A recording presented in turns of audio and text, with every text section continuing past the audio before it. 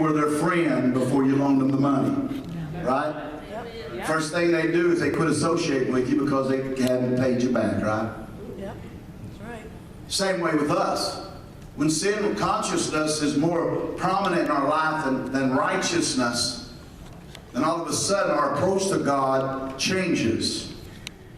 We're ashamed to be in His presence, right? You can always tell, I've said this before, you can always tell when people are dealing with issues in their life, because one or two things will happen. They'll either run to the altar or they'll run out the door. Yeah. You can always tell when they've done something they ain't supposed to do, because all of a sudden it affects their approach to God.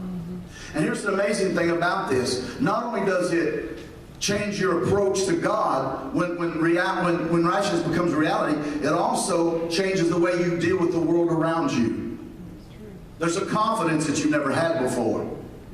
When you feel like that you're in right standing with God, you ask amazing things from God. You start expecting amazing things from God. You start seeing things as your rightful inheritance through what God's Word's promised, and you don't hesitate in asking. But whenever you find yourself lacking in some area, then all of a sudden, I look back at my own life and been ministering for 31 years, and I look way back. I look as far back as yesterday. And I can tell even yesterday, the way I asked God, the way I approached God, the way I expected things, the way, some of us, it's amazing. We say stupid things like, I'm just glad to be here. Do you understand that's a person that does not live a life of righteous consciousness, but living under the condemnation of sin consciousness?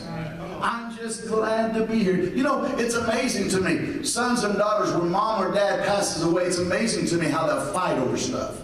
Yes. You ever seen that in the family? Yes. Holy moly, I've seen more siblings come to blows and cussings and have nothing to do with each other because mama died or daddy died and there was something, she wanted that pen, that little pen, and this guy wanted the watch, or he wanted the gun, and the other guy wanted the lawnmower. And it's amazing. They have no problem because you see, they don't have, their consciousness is a connection to the family. You understand what I'm saying? Their focus is, I'm part of this family.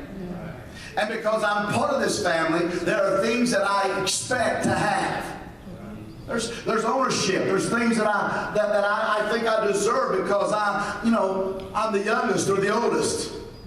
Or I'm mama's favorite. Mama never loved you, no how. Hello? So it changed.